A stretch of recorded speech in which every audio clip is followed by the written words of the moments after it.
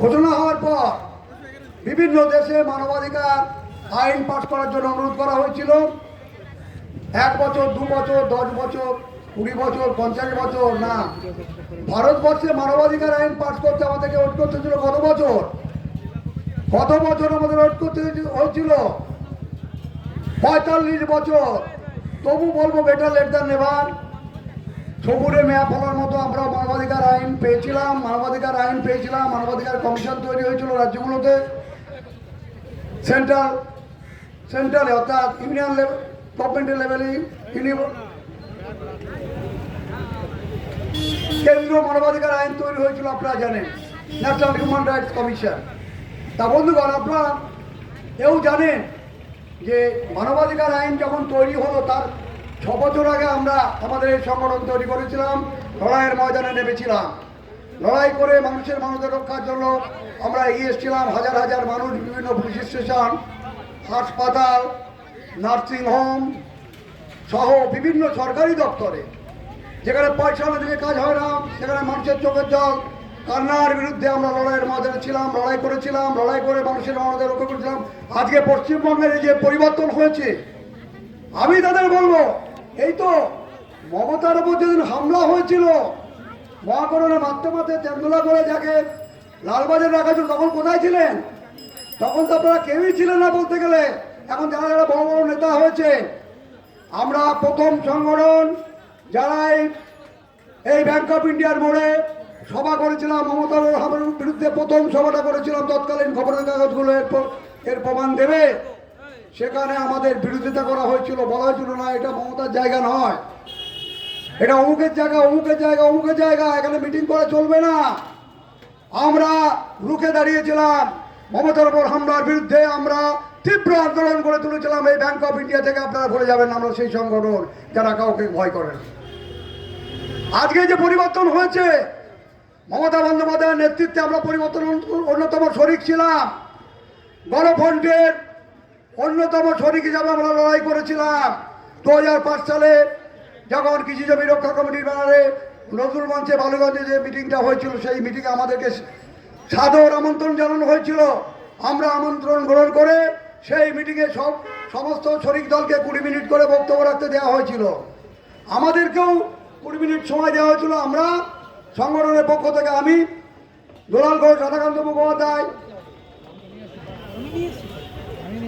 মফজ্জল গাজী এরা হাজির হয়েছিলাম এবং আমি ওই মিটিংয়ে 20 মিনিট বক্তব্য রেখেছিলাম এবং মমতার ওপর হামলার বিরুদ্ধে এবং পশ্চিমবঙ্গের বিভিন্ন জায়গায় কৃষি জমি কেড়ে নেবার বিরুদ্ধে আমরা মমতার আন্দোলনকে সমর্থন জানিয়েছিলাম। পরবর্তীকালে গণফ্রন্টের শরিক হয়ে লড়াই করেছিলাম।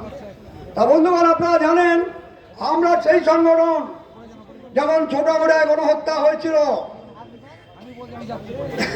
বক্তার মন্ডলের বাড়িতে যে গণহত্যা হয়েছিল,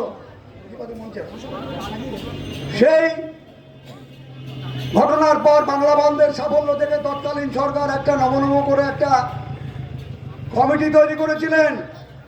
কমিটির নামে একটা প্রমোশন করেছিলেন এবং প্রমোশন করে সেই কমিটির রিপোর্ট মহানগরের ঠান্ডা করে রেখে দিয়ে আরও ঠান্ডা করে দেওয়া হয়েছিল, আপনারা জানেন। আমরা তার বিরুদ্ধে পশ্চিমবঙ্গের বৃহত্তম মানবাধিকার সংগঠন হিসেবে আমরা কিন্তু হিট পিটিশন করেছিলাম কলকাতা হাইকোর্টে।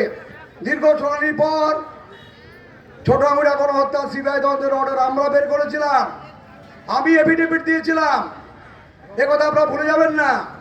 তারপরে রাজ্য সরকার টাকার বস্তা নিয়ে হাজির হয়েছিল মহামান্য সুপ্রিম কোর্টে। আমরা আগেই ক্যাবিনেট করে রেখেছিলাম এবং রাখবার পর রাজ্য সরকার লক্ষ লক্ষ কোটি কোটি টাকা খরচা করেও কিন্তু আমাদের বিরুদ্ধে আপিল মামলায় জয়লাভ করতে পারেনি। মহামান্য সুপ্রিম কোর্ট রাজ্য সরকার বিরুদ্ধে, সিপিডিআরের বিরুদ্ধে যে আপিল মামলা করেছিল রাগ কলমের গোজায়, সেই আপিল মামলা বাতিল করেছিল মহামান্য সুপ্রিম কোর্ট। আপনারা ভুলে যাবেন আমরা সেই সংগঠন। তা বন্ধুগণ, আজকে লড়াইয়ের ময়দানে আছি, লড়াই করে মানুষের রক্ষা করেছি। এই তো শিয়ালদা গুলি চলেছিল, শিয়ালদা গুলি চালনায় ব্যাপকভাবে বাংলা বন্ধ হয়েছিল। 6 জন মানুষ পুলিশের গুলিতে নিহত হয়েছিলেন এবং 200 মানুষ পুলিশের লাঠির ঘায়ে কলকাতার বিভিন্ন হাসপাতালে আহত হয়ে ভর্তি হয়েছিলেন। আপনারা জানেন সেই বাংলা বন্ধের সাফল্য দেখে একটা বিচার বিভাগ তদন্ত কমিশন গঠন করা হয়েছিল, গাঙ্গুলি তদন্ত কমিশন, আপনারা জানেন ভবানী ভবন যার অফিস ছিল। তা ওরা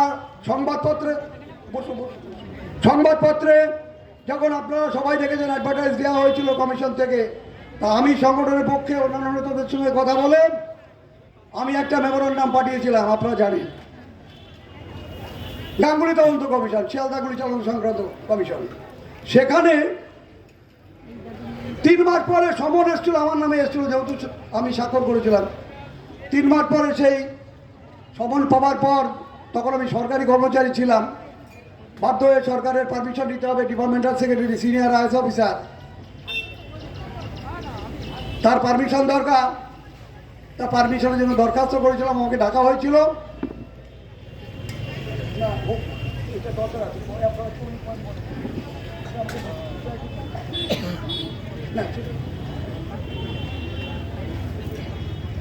যাই হোক, আমাকে হেয়ারিং ডাকা হয়েছিল, হেয়ারিং নেওয়া হয়েছিল, এবং হেয়ারিংয়ে নিয়ে বলেছিলেন আপনি সরকারি কর্মচারী, আপনি কমিশনে সাক্ষী দেবেন, আপনি বিভিন্ন সাক্ষীকে জেরা করবেন, আপনার চাকরি চলে যাবে। আমি তো তাই নাকি? আমি বললাম দেখুন, আমি এই সংগঠন করবার প্রথম দিন থেকেই কিন্তু শুনে আসছি আমার চাকরি চলে যাবে, আমার জেল হবে, আমাকে জেল কাটতে হবে, লাইফার সাজা হবে, শুনে আসছিলাম। তা বন্ধুগণ, আমি আপিল করেছিলাম, সেই সেক্রেটারির বিরুদ্ধে আমি আপিল করেছিলাম, ডিসিশনের বিরুদ্ধে। সেখানে কি হয়েছিল, হোম সেক্রেটারি, চিফ সেক্রেটারি দুজন যুগ্মভাবে আমার হিয়ারিং নিয়েছিল। আমি বলেছিলাম দেখুন, ফান্ডামেন্টাল রাইটস সরকারি কর্মচারীদেরও আছে, সাধারণ পাবলিক তাদেরও আছে, এ ব্যাপারে সবার সমান অধিকার, right to equality and equal protection of law. এটা সরকারি কর্মচারী, পুলিশ কর্মচারী, পুলিশ অফিসার, সাধারণ মানুষ, সবার কিন্তু একই অধিকার। তাহলে আমি শিয়ালদা গুলিচালনায় গণহত্যা করা হয়েছিল, গণতান্ত্রিক স্তব্ধ করা হয়েছিল, মানবাধিকার বিপন্ন করা হয়েছিল, বিপর্যস্ত করা হয়েছিল, পর্যদস্ত করা হয়েছিল, তা আমি কেন সেখানে হাজির হতে পারবো না? আমি কেন সাক্ষী দিতে পারবো না? তারপর আমাকে পারমিশন দেওয়া হয়েছিল, চিফ সেক্রেটারি পারমিশন দিয়েছিল, আমি প্রতিদিন ওই গাঙ্গুলি তদন্ত কমিশনে হাজির হয়েছিল, 2:30টার সময় হাজির হতাম, এবং দীর্ঘদিন আমি কিন্তু সেই কমিশনে হাজির হয়ে বিভিন্ন সাক্ষীদের জেরা করেছিলাম। তৎকালীন পুলিশ অফিসার ডিআইজি রেল ছিলেন সুলতান আহমেদ, তাকে 3 দিন জেরা করেছিলাম। এডিআরএম সোমনাথ মুখার্জিকে 2 দিন জেরা করেছিলাম। যে প্রফেসরকে বিনা টিকিটে ধরার দায়ে গণ্ডগোল শুরু হয়েছিল তাকে জেরা করেছিলাম। তাকে যে ধরেছিল সেই প্রবীর চক্রবর্তীকে 2 দিন জেরা করেছিলাম। অনেক বিভিন্ন সাক্ষীকে জেরা করেছিলাম, এবং সেই কমিশনের রিপোর্টে 122 পাতা রিপোর্টে 62 পাতা সিপিডিআর সম্বন্ধে ভূয়সী প্রশংসা করা হয়েছিল। এই কথা আমি বলছি, দায়িত্ব নিয়ে বলছি। তা বন্ধুগণ, আজকে হাজার হাজার মানুষের মানবতা রক্ষার জন্য আমরা লড়াই করেছিলাম অনেক। এই তো পরবর্তীকালে মমতা বন্দ্যোপাধ্যায় একবার পর সুশান্ত চট্টোপাধ্যায় কমিশন তৈরি হয়েছিল, আপনারা জানেন, কাউন্সিল হাউস স্ট্রিটে যার অফিস ছিল। ওই এখানে তো এত মানবাধিকার সংগঠন আছে মুড়ি মুড়কির মতো, ওই তাদের তো কাউকে আমরা তাদের টিকি কেন দেখিনি ভাই? সিবিডিআর ইন্ডিয়া কোথায়? কোনোদিন কোনো সাক্ষী দিয়েছে? বাস ভাড়ার বিরুদ্ধে লড়াই করেছে, জলকর বৃদ্ধির বিরুদ্ধে লড়াই করেছে, দুর্নীতির বিরুদ্ধে লড়াই করেছে? না, তারা কি করেছে? বড় বড় পুলিশ অফিসার, আইএস আইপিএস ডেকে সম্বর্ধনা দিয়েছে। কিভাবে সম্বর্ধনা? বড় বড় পুলিশ অফিসার, বড় বড় আইপিএস অফিসার, আইএস অফিসারদেরকে ছালে চাদর দিয়ে সম্বর্ধনা দিয়েছে। তাদের কি আর কোনো কাজ নেই? তারা কি সম্বর্ধনা দেওয়ার জন্যই তারা করবে? তা বন্ধুগণ, আমরা সেই সময় লড়াইয়ের ময়দানে ছিলাম, লড়াই করে মানুষের মানবতা রক্ষা করেছিলাম। সেই সংগঠন তারপরে জানেন, আমরা এই 21 জুলাই গণহত্যার বিরুদ্ধে এখানে এই শিয়ালদা মোড়ে, এই ব্যাংক অফ ইন্ডিয়া মোড়ে অনেক মিটিং করা হয়েছিল, সেই সংখ্যা গুণে বলা যায় না। ছোটো মোটো গণহত্যা সিবিআই তদন্তের কথা আগেই বলেছি। আমরা এখানে মিটিং করেছিলাম। তৎকালীন রাজ্য সরকার বা কমিশনও কিন্তু আমাদের আবেদনে কোনো সাড়া দেয়নি, কারণ 2 বছর আগের ঘটনা বলে ওরা বলেছে এইটা আমরা মানবাধিকার কমিশন বিচার করতে পারছি না। তা যাই হোক, আমরা সেই সংগঠন লড়াইয়ের ময়দানে ছিলাম। 21 জুলাই গণহত্যা কমিশনে আমি মদন মিত্রকে জেরা করেছিলাম, ফিরাদ হাকিমকে জেরা করেছিলাম, সমস্ত কাগজে বের হয়েছিল। সৌগত রায়কে করেছিলাম, সোমেন মিত্রকে করেছিলাম, নন্দগোপাল ভট্টাচার্যকে করেছিলাম, কিরণময় নন্দকে করেছিলাম, তৎকালীন পুলিশ কমিশনারকে 2 দিন জেরা করেছিলাম, তৎকালীন চিফ সেক্রেটারি মনীষ গুপ্ত তাকে 2 দিন জেরা করেছিলাম। বিমানবন্দর সঙ্গে যেদিন জেরা হয়েছিল সেদিন তো যতবার আমি জিজ্ঞেস করছি বেরোনো, ওদিন গুলি চালিয়ে মানুষের মানবাধিকার কেড়ে নেওয়া হয়েছিল, আপনি কি এটা জানেন? বলছে আমার মনে নেই। বেরোনো ওদিন গুলি চালিয়ে মানুষের মানবাধিকার কবর দেওয়া হয়েছিল, আপনি কি এটা জানেন? বলছে আমার মনে নেই। উনি আবার পাল্টা বলছে 100 লোককে সেদিন পিটিয়ে মারা হয়েছিল খাদ্য আন্দোলনে, আপনি এটা জানেন? এই নিয়ে অনেক তর্ক বিতর্ক হয়েছিল, পরে দিন সমস্ত কাগজেই বের হয়েছিল। তা যাই হোক, আজকে আমাদের এই 75তম আন্তর্জাতিক মানবাধিকার দিবসে লড়াইয়ের ময়দানে আছি, লড়াই করে মানুষের মানবাধিকার রক্ষা করব। মানবাধিকার রক্ষা করে মানুষের মানবাধিকার যাতে কেউ কেড়ে না নিতে পারে তার জন্য আমাদের লড়াই করতে হবে। লড়াই করে মানুষের মানবাধিকার রক্ষা করতে হবে এবং দুর্নীতির বিরুদ্ধে লড়াই করতে হবে। কারণ আপনারা জানেন, দুর্নীতির বিরুদ্ধে যদি মানুষের যদি লড়াই না করা যায় তাহলে গণতন্ত্র কিন্তু শেষ হয়ে যাবে। এখন অনেকেই বলছে গণতন্ত্র কোথায়, গণতন্ত্র শেষ হয়ে গেছে, অনেকে হাসি ঠাট্টা করছে। কিন্তু একটা কথা বলবো, গণতন্ত্র যদি না থাকে তাহলে বিধানসভা নির্বাচন 2021-এ কী করে হয়েছিল, 2024 সালে আবার লোকসভা নির্বাচন হবে, তা গণতন্ত্র না থাকলে কী করে সেখানে হবে? সেখানে কী করে ভোট হবে? গণতন্ত্র আছে বলেই এখানে কর্পোরেশনে মিটিং হয়েছিল, নির্বাচন হয়েছিল, এ কথা আপনারা জানেন। তাই গণতন্ত্র নেই বলে যারা শোরগোল তুলছে গণতন্ত্র শেষ হয়ে গেছে, সব পার্টির লোক করছে, সম্পূর্ণ ভুল কথা। গণতন্ত্র ছিল, আছে, আগামী দিনও থাকবে। গণতন্ত্রকে কেউ শেষ করতে পারবে না, কথা আজকে আমাদের শপথ দিতে হবে। তা বন্ধুগণ, আজকে লড়াই করতে হবে। অনেকে ভাবছেন কেউ এমএলএ, আপনাদের মধ্যে কেউ এমএলএ নেই, এমপি নেই, কি করে করবেন, কাউন্সিলর নেই। আমি একটা কথা পরিষ্কারভাবে বলতে চাই, যে গণতন্ত্র আছে এবং সেই গণতন্ত্রকে রক্ষা করতে হবে। আপনারও কিন্তু বিশাল ক্ষমতা আছে। কেশবচন্দ্র ভারতীর রায়ের মতো আপনিও কিন্তু যে কোনো কেন্দ্র আইন, রাজ্য আইনের বিরুদ্ধে রিট অ্যাপ্লিকেশন করে সেই আইনকে বাতিল করিয়ে দিতে পারেন। একথা আপনার মনে রাখা উচিত, কারণ আমাদের সবার সমান অধিকার। সেই সমান অধিকার আছে বলেই কিন্তু লোকসভা ভোটে রাষ্ট্রপতি, প্রধানমন্ত্রী, এখানকার মুখ্যমন্ত্রী, এখানকার এমএলএ, এমপি, এখানকার পুলিশ কমিশনার, এখানকার থানার ওসি সবাই কিন্তু একটা করে ভোট দিতে পারে। আপনি আমিও একটা করে ভোট দিতে পারি এখানে, কারণ সংবিধানে আমাদের সমান অধিকারের কথা লেখা আছে। তা বন্ধুগণ, আজকে সেই অধিকার রক্ষার লড়াইয়ে সিপিডিআর এগিয়ে এসছে। লড়াই করে মানুষের মানবাধিকার রক্ষা করতে হবে। ব্যাপক দুর্নীতির বিরুদ্ধে এসএসসি নির্বাচন, এই এসএসসি শিক্ষক নিয়োগে যে দুর্নীতি হয়েছে, যারা পরীক্ষায় পাস করেছে তাদের চাকরি দেওয়া হয়নি, আবার যারা ফেল করেছে লক্ষ লক্ষ কোটি কোটি টাকা দিয়ে তাদের চাকরি দেওয়া হয়েছে। সেই দুর্নীতির বিরুদ্ধে লড়াই করতে হবে। আমি রাজ্য সরকারকে বলেছি, বেআইনিভাবে নিয়োগ করে পশ্চিমবঙ্গের লক্ষ লক্ষ বেকারের মানবাধিকার কেড়ে নেওয়া যায়নি, যাবে না। আগেও বলেছিলাম, আপনারা জানেন 72 সালে কি হয়েছিল, 10,000 লোককে ক্যাবিনেট সাব কমিটির ডিসিশনে চাকরি দেওয়া হয়েছিল। কিভাবে চাকরি পেয়েছিল? পশ্চিমবঙ্গের বিভিন্ন গ্রামে 10,000 লোককে চাকরি দেওয়া হয়েছিল, শহর মিলে। তাদের কোনো দরখাস্ত করতে হয়নি, অ্যাডভার্টাইজ তারা দেখেননি, ইন্টারভিউ করে হাজির হতে হয়নি, হঠাৎ সব বাড়িতে অ্যাপয়েন্টমেন্ট গিয়ে হাজির হয়েছিল।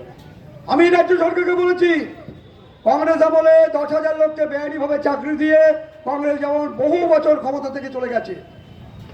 এই সরকারকে বলেছিলাম, আপনারও কিন্তু সাবধান, নিয়োগ প্রক্রিয়া দলবাজি চলবে না। পিএসসির মাধ্যমে নিয়োগ করতে হবে। পশ্চিমবঙ্গের লক্ষ লক্ষ বেকারের মানবাধিকার রক্ষা করতে হবে, গণতান্ত্রিক অধিকার রক্ষা করতে হবে, এবং পুলিশ দিয়ে মানুষের মানবাধিকার নেওয়া যাবে না, কথা আমরা স্পষ্ট করেছিলাম। তা যাই হোক, আজকে আপনাদের লড়াইয়ের ময়দানে আছে, আপনারা আছেন, আমরা লড়াই করছি, লড়াই করে মানুষের মানবাধিকার রক্ষা করছি। আমরা এরপরে বিভিন্ন জায়গায় সভা করে বেআইনি গ্রেপ্তার, বেআইনিভাবে নিয়োগ করার বিরুদ্ধে আমরা লড়াই করব, লড়াই করে মানুষের মানবাধিকার রক্ষা করব।